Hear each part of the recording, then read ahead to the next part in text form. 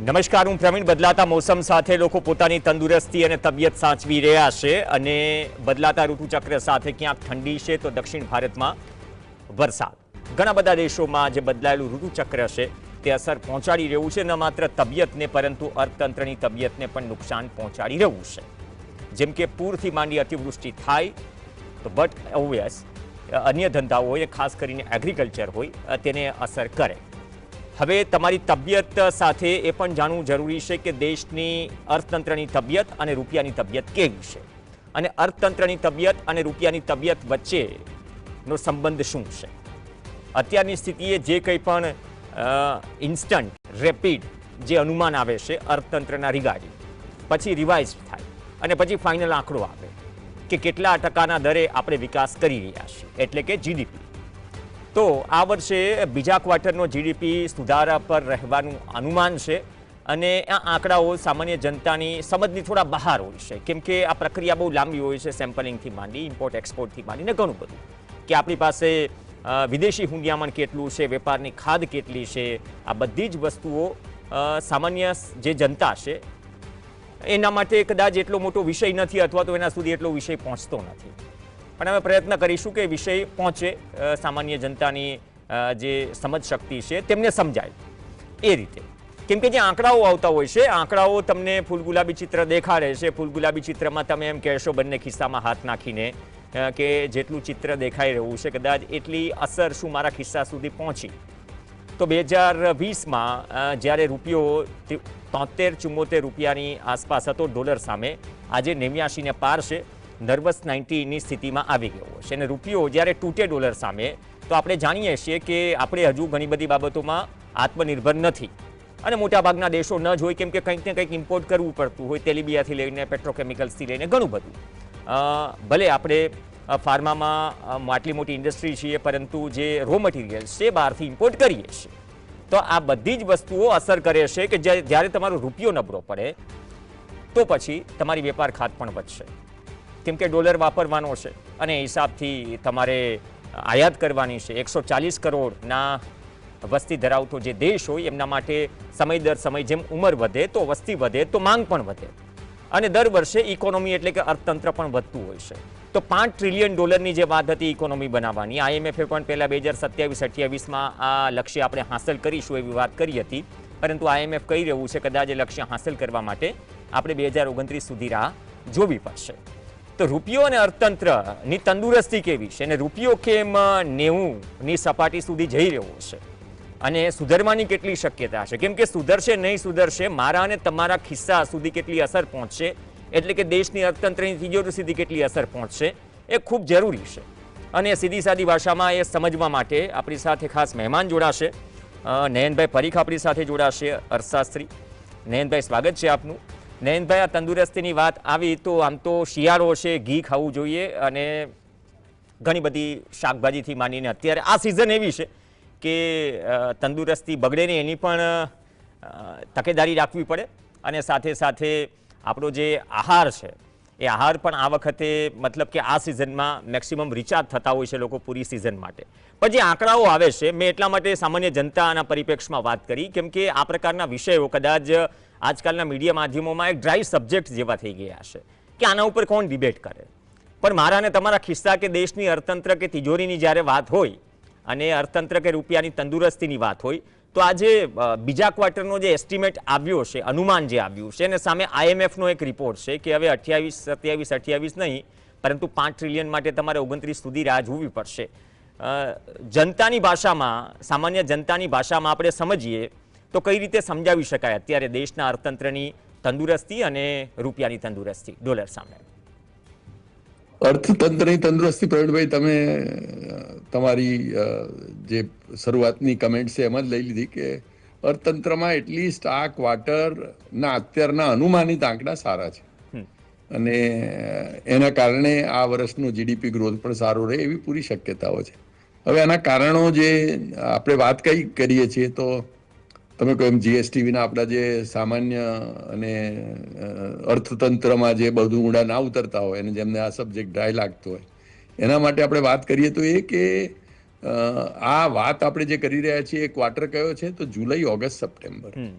હવે જુલાઈ ઓગસ્ટ સપ્ટેમ્બરમાં આપણો જીડીપી ગ્રોથ વધ્યો, એના શું કારણો હોઈ શકે? તો 2-3 કારણો જે આપણે વિચારીએ ને એના કારણે અર્થતંત્ર આપણું અત્યારે એટલીસ્ટ આ ક્વાર્ટરમાં કેવી રીતે સારા રિઝલ્ટ અનુમાનિત લાવી શક્યું છે એની વાત કરીએ તો એક તો એ કે યાદ હોય પ્રવીણભાઈ, તો ઓગસ્ટ એન્ડમાં ટ્રમ્પે આપણી ઉપર ટેરિફ પેલો 50% ઝીક્યો, જે ઓગસ્ટ એન્ડથી અમલમાં આવ્યો. એટલે 2 મહિના જે જુલાઈ ઓગસ્ટ છે, પણ ત્યાં સુધી એમણે ગાજવીજ તો ચાલુ કરી દીધી હતી કે હમણાં નાખીશું, પાછું ડિલે કર્યું. એટલે જુલાઈ ઓગસ્ટમાં જે લોકો અમેરિકાથી ખરીદાર હતા અને આપણા જે મેન્યુફેક્ચરર વેચવાવાળા હતા, એ બંનેએ કહ્યું કે ભાઈ આપણે અત્યારે કરી લો, કારણ કે ગમે ત્યારે એક પેલો આપણી ઉપર બોજો ઝીકાશે. એટલે જુલાઈ ઓગસ્ટમાં પ્રી લોડિંગ જે કહે છે એક્સપોર્ટનું, કે આપણે જે થવાનું હતું આવતા 2-3 મહિનામાં એ અત્યારે લઈ આવ્યા. એટલે એક આપણું જે એક્સપોર્ટ વધ્યું એ જીડીપી ગ્રોથનું એક કારણ, કે આપણા લોકો જે પછી 50%નો માર ના વાગે એના માટે જે થોડું રશ કરીને એક્સપોર્ટ કરી લીધું એ એક. બીજું, આપણે જે એગ્રીકલ્ચર ડિમાન્ડ થોડી વધી, એટલે જે આપણો વરસાદ છે એટલીસ્ટ એ ધાર્યો થયો, ચોમાસું બરાબર રહ્યું, ચોમાસામાં ડેફિસિટ નહોતી. એટલે એના કારણે જે, અને પછી મનરેગા બીજા બધાની સ્કીમના કારણે આપણી જે રૂરલ ડિમાન્ડ છે એ થોડી મજબૂત રહી, અને એના કારણે જે રૂરલ વીકનેસ છે ના આવી, અને એના કારણે જે પાક ને એગ્રીકલ્ચર ચીજો છે એ પણ પોઝિટિવ રહી. ત્રીજું, પ્રાઇવેટ સેક્ટરનું કેપિટલ ઇન્વેસ્ટમેન્ટ આવ્યું. કેપિટલ ઇન્વેસ્ટમેન્ટ આપણા દર્શકોએ સમજવાની જરૂર છે કે એ મલ્ટીપ્લાયર છે. એટલે એ બધા શું ઇન્ફ્રાસ્ટ્રક્ચરના પ્રોજેક્ટમાં જાય, એ પૈસા કન્સ્ટ્રક્શનમાં જાય, અને આ બધી મધર ઇન્ડસ્ટ્રી છે. એટલે કન્સ્ટ્રક્શન કંઈ થતું હોય તો એમાં સિમેન્ટ, કપચી, મજૂર, રિક્ષાવાળો જે લઈ જાય છે, એ બધાની ઇકોનોમીને પોઝિટિવ બૂસ્ટ મળે જો કન્સ્ટ્રક્શનનું કામ થાય તો. એટલે સરકારે કેપિટલ એક્સપેન્ડિચર આ ક્વાર્ટરમાં વધાર્યો, કારણ કે એને પણ ખબર હતી કે આ વૈશ્વિક પરિસ્થિતિ થોડી નબળી ચાલે છે, એટલે આપણે આ સમય સાચવી લેવો જરૂરી છે. પ્રાઇવેટ સેક્ટરમાં એટલું કેપેક્સ નથી થયું, પણ ગવર્મેન્ટે કેપેક્સ કર્યું છે. એના કારણનો આપણને આ 3 રીતે બેનિફિટ મળ્યો. એક તો એક્સપોર્ટ, જે આપણું મોડું થવાનું હતું અને જે રેગ્યુલર સ્પીડે થતું હતું, એ આપણો દરવાજો બંધ થતો હોય તો જેમ રસ કરીને લોકો પહોંચી જાય એમ થયું. બીજું, આપણું જે ચોમાસું સરખું રહ્યું એના કારણે એગ્રીકલ્ચર ડિમાન્ડ આપણી બરાબર રહી, અને રૂરલ જે ડિમાન્ડ છે એ બરાબર રહી. અને ત્રીજું, સરકારે પોતે કેપિટલ એક્સપેન્ડિચર, ગવર્મેન્ટનો કેપિટલ એક્સપેન્ડિચર જે વધાર્યો, એટલે બધા ઇન્ફ્રાસ્ટ્રક્ચર પ્રોજેક્ટ્સમાં જે એક થોડું અપ ટ્રેન્ડ આવી, એના કારણે આપણે આ સારો ગ્રોથ બતાવી શક્યા છીએ. પણ આ સારા ગ્રોથમાં આપણે કદાચ એગ્રીકલ્ચરની જ વાત કરી લઈએ તો ઓક્ટોબરનો છેલ્લો વીક અને નવેમ્બરનો પહેલો વીક, ન માત્ર ગુજરાતમાં પરંતુ ઘણા બધા રાજ્યોમાં જે ધોવાણ થયું છે, નુકસાની બહુ મોટી છે. કદાચ એ પછીના ક્વાર્ટરમાં દેખાશે. મેં એટલા માટે જ કહ્યું કે ક્વિક એસ્ટિમેટ હોય છે, રિવાઇઝ થાય ને પછી ફાઇનલ એસ્ટિમેટ આવે છે.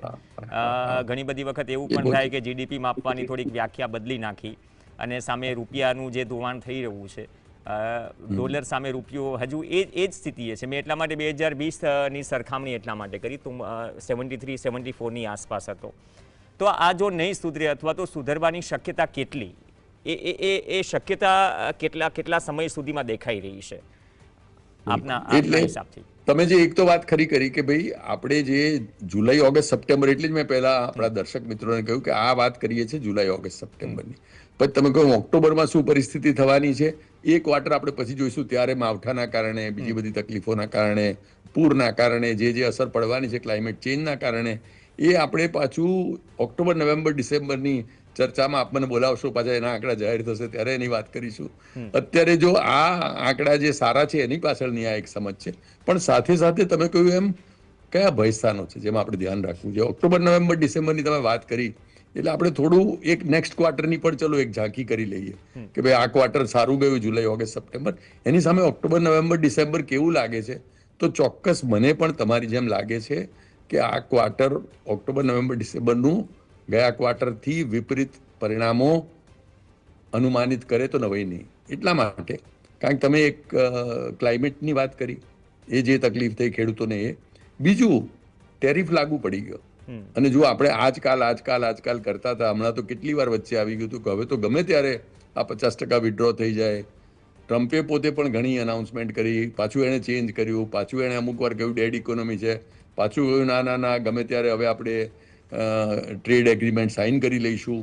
પણ આ કહેવાની વાત એક છે, થવાની વાત બીજી છે. જ્યારે થાય ત્યારે પાકું, થાય ત્યારે ખરું. અત્યારે એમ લાગે છે કે ઓક્ટોબર, નવેમ્બર, ડિસેમ્બર આપણા એક્સપોર્ટ અસર પડશે, આપણું એગ્રીકલ્ચર અસર પડશે. ખાલી એમાં એક સિલ્વર લાઇનિંગ જે આપણે કહીએ તો એ શું છે કે જીએસટી આપણે ઘટાડ્યો છે, એના કારણે જે ઇકોનોમીમાં પાછો થોડો સુધારો આવી શકે, એ બધાના લેખાજોખા કરવા પડશે કે એક્સપોર્ટના કારણે કેટલું ઘટશે, વરસાદને બધાના માવઠાના કારણે કેટલો પાક અસરમાં પડશે, અને જીએસટીના કારણે આપણામાં એક જે એડવાન્ટેજ બી એ છે કે આપણી ડોમેસ્ટિક ડિમાન્ડ પોતાની થોડી સ્ટ્રોંગ છે, અને એ બધી આ જીએસટીના કારણે જો ઊંચકાશે તો એનો ફરક પડશે. હવે તમે જે પાછી સાથેની વાત કરી કે ભાઈ રૂપિયાનું શું થશે, એ ખરેખર જે આપણે કામ કરવાનો એરિયા છે એ છે 90ની આસપાસ પહોંચી ગયો છે. તમે નર્વસ 90ની વાત કરી એમ, અને હજુ ટ્રેન્ડ તો એ જ પ્રમાણેનો લાગે છે. આપ કહો છો એમ સુધરી જાય એવું અત્યારે કોઈ દેખાતું નથી. આપણું જે એક્સપોર્ટ છે ને ઇમ્પોર્ટ છે, એ બંનેનું જે અંતર છે એમાં એક્સપોર્ટ અફેક્ટ થઈ ગયું. ઇમ્પોર્ટ તો આપણું ઓલમોસ્ટ ઇનઇલાસ્ટિક છે. આ બધાની અસર આપણા દર્શકો ઉપર ક્યાં પડશે કે જ્યારે પેટ્રોલ ને ડીઝલ ભરાવા જશે ત્યારે જે વધારે ભાવ આપવો પડશે, કારણ કે આપણે બધું પેટ્રોલ ને ડીઝલ ક્રૂડ ઇમ્પોર્ટ કરીએ છીએ. એટલે જેવો ડોલરનો સબળો થયો, રૂપિયો નબળો થયો, ડોલર મજબૂત થયો કે તરત આપણી પર અસર એ આવશે કે પેટ્રોલ ડીઝલના આપણે ભાવ વધારે ફેસ કરીશું. એટલે જે માણસ 50 રૂપિયાનું પેટ્રોલ પુરાવતો હતો અને 2 દિવસ ચાલતું હતું, 3 દિવસ ચાલતું હતું, હવે 50 રૂપિયાનું પુરાવશે અને 1.5 દિવસમાં પતી જશે.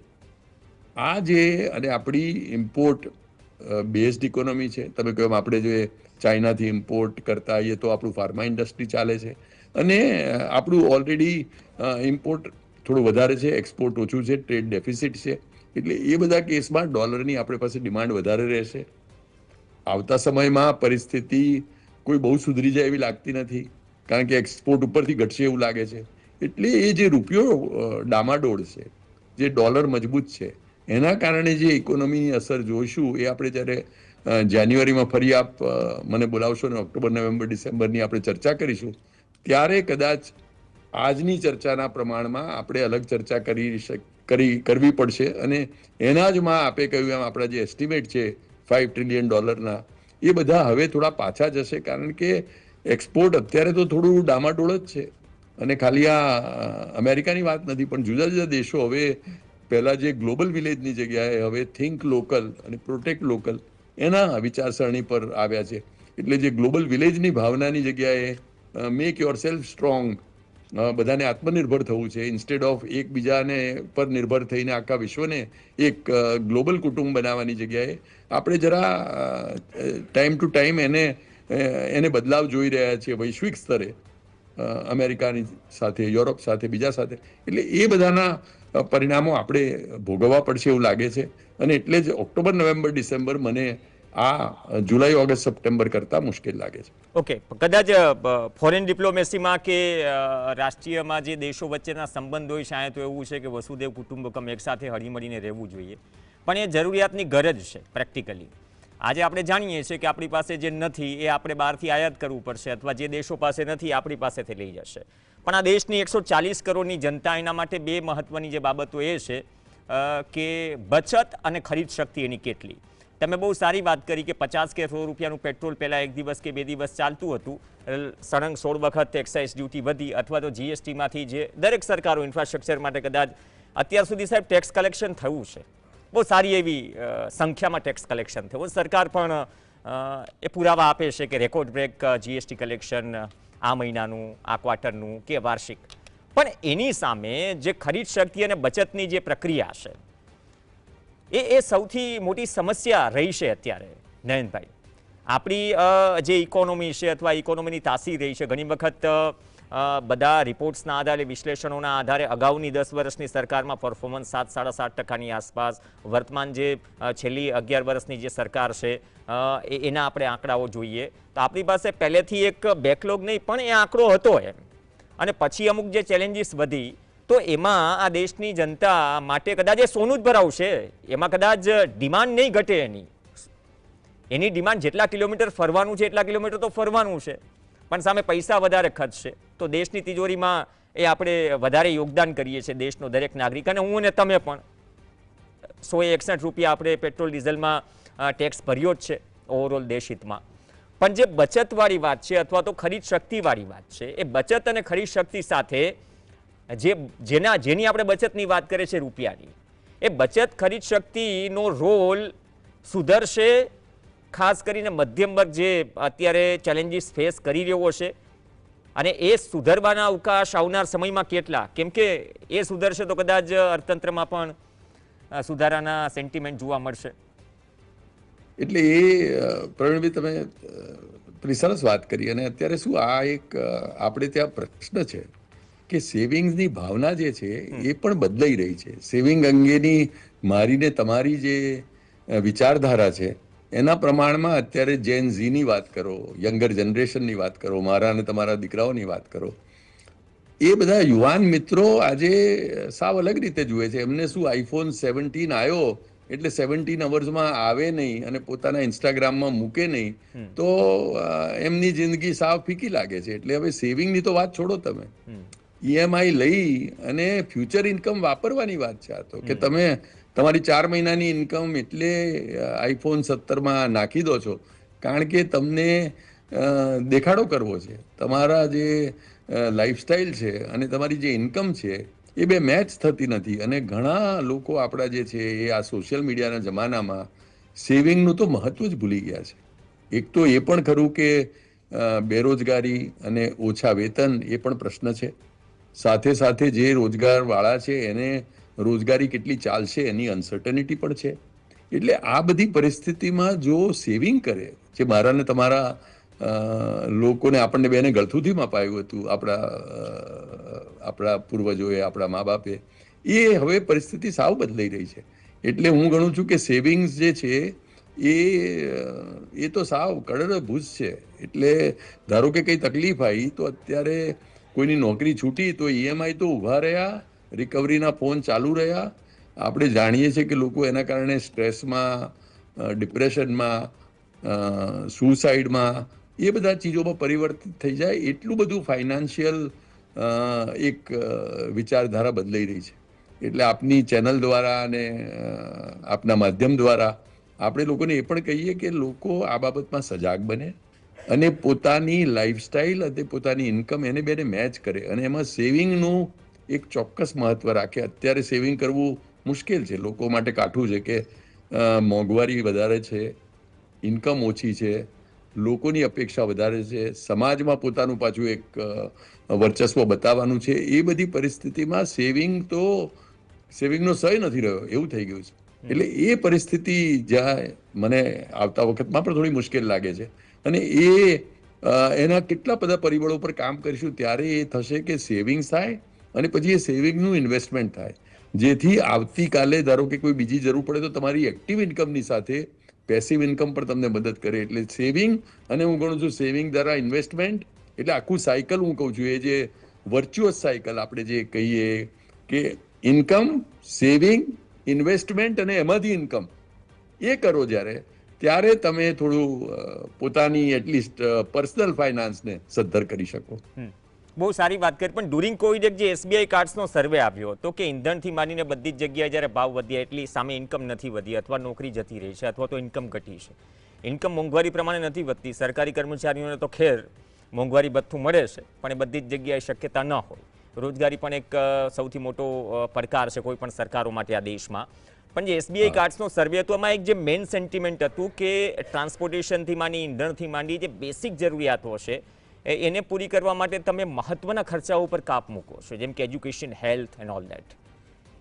એ 5 વર્ષ પહેલાંનો ભલે સર્વે છે, પણ હું આ એવા વર્ગ, મોટા તબક્કાની વાત કરું છું કે જેની આવક એટલી નથી વધી, પણ સામે રૂટીન ખર્ચાઓ, દેખાડાની વાત નથી કરી રહ્યો, પણ રૂટીન ખર્ચા વધી ગયા છે. તો ત્યાં જે એક ફટકો પહોંચે છે બચતનો, એ બહુ મોટી સમસ્યા માનો છો? કેમ કે ઘણી વખત ટ્રેનના ડબ્બાની જેમ કટ ટુ કટ બધું ચાલતું હોય. હા, બિલકુલ બિલકુલ. પ્રવીણભાઈ, હું આ ઘણી વાત જ્યારે જુદા જુદા માધ્યમો ઉપર કરું છું ત્યારે લોકોનું એ જ કહેવું છે કે તમે સેવિંગની ક્યાં વાત કરો છો, અમે તો ખર્ચાને જ નથી પહોંચી વળી શકતા. અને મહિનાના અંતે તો ઉપરથી ક્યાંયથી લેવા પડે પૈસા એવી પરિસ્થિતિ થઈ જાય છે. કારણ કે મોંઘવારી જે છે અને જે બધા ભાવો વધી રહ્યા છે એના કારણે જે તમારું બજેટ આ પહેલા 6 મહિના પહેલા વર્ષની શરૂઆતમાં બરાબર હોય એ 6 મહિનામાં કેટલું પાછું બદલાઈ જાય. અને એ પરિસ્થિતિમાં પોતાની જીવનશૈલી ટકાવી રાખવી, જાળવી રાખવી અને ઉપરથી 2 પૈસા બચાવવા એ લોકો માટે મુશ્કેલ થઈ ગયું છે. અને એ તમારી વાત બિલકુલ ખરી છે. સાથે માનસિકતા જોવાની છે, પણ એ પણ પરિસ્થિતિ છે કે આપણે આપણા રોજગારને કેવી રીતે વધારીએ, આપણે આપણી જે લોકોને સેલરી લેવલ છે, ઇન્કમ લેવલ છે બેઝિક, એ કેવી રીતે સરખા રાખીએ તો આપણે તો લોકોની કદાચ મેન્ટાલિટી બદલીને એમાંથી સેવિંગ શક્ય બનાવી શકીએ. પણ એક તો એબિલિટી ટુ સેવ અને second is willingness to save. તમે અત્યારે જે વાત કરી રહ્યા છો એબિલિટી ટુ સેવ પર છે. એ તો આપણે એક એવી વ્યવસ્થા બનાવવાની જ છે જેમાં તમારી એબિલિટી ટુ સેવ હોય, પછી તમારી વિલિંગનેસ કેવી રીતે ઊભી કરવી જેથી તમે દેખાડામાં ના જાઓ, બીજા બધામાં ના જાઓ, એ પછી આવે છે. એટલે હું તમારી એબિલિટી ટુ સેવ વાળી વાત સાથે બિલકુલ સહેમત છું. એ બાબતમાં આપણે ઘણું કામ કરવાનું છે. ઓકે, બહુ સારી વાત કરી. કેમ કે દેખાડો વસ્તુ અલગ છે, જે તે સરકારો આવે એ આંકડાઓ દેખાડવાની વાત છે. એ જ રીતે બંધ મુઠ્ઠી લાખની કે 1.25 લાખની એનાથી કોઈ ફરક નથી પડતો, પરંતુ બંધ મુઠ્ઠીમાં ખરેખર છે શું એ તો એટલીસ્ટ જેની મુઠ્ઠી છે એને અંદાજો હોય છે. અને કદાચ આ દેશનો જે મધ્યમ વર્ગ છે મોટા ભાગે એની બંધ મુઠ્ઠીમાં શું છે એ મધ્યમ વર્ગ જાણે છે. અને કદાચ એ જ બંધ મુઠ્ઠી શું અર્થતંત્રની છે એ પણ એક સવાલ છે. અને જે આંકડાઓ થતા હોય છે, આર્થિક સર્વે થતા હોય છે અને ફોરેન એજન્સીઝના જે અનુમાન આવતા હોય છે એ અનુમાન સમજવા સામાન્ય જનતાને થોડાક કાઠા પડે. પણ કાઠું છે, બચત કરવી કાઠું છે, મોંઘવારી સત્ય વાસ્તવિકતા છે, 90ની આસપાસ રૂપિયો ઝોલા ખાઈ રહ્યો છે. આપણે આત્મનિર્ભરતાના નારા વચ્ચે એ પણ જરૂરી છે કે આપણી સામે પડકારો કેટલા છે. આપણે શું તેલીબિયાનું એટલું વાવેતર કરી શકીએ છીએ કે આપણું ઇમ્પોર્ટ બિલ ઘટાડી શકીએ નેક્સ્ટ ટુ ઓઇલ, પેટ્રોલ અને ડીઝલ. તો આ બધી જ વસ્તુઓ છે અને એ બધી જ વસ્તુઓ વચ્ચે એક વાત સ્વીકારવી પડશે કે અર્થતંત્રનું સ્વાસ્થ્ય સમયસર આપણે જે વિટામિન્સ જે છે એ લેવા પડે, નહીં તો થોડી તંદુરસ્તીમાં ઉપર નીચે થશે. ક્લાઇમેટ ચેન્જ જેવી સ્થિતિ છે.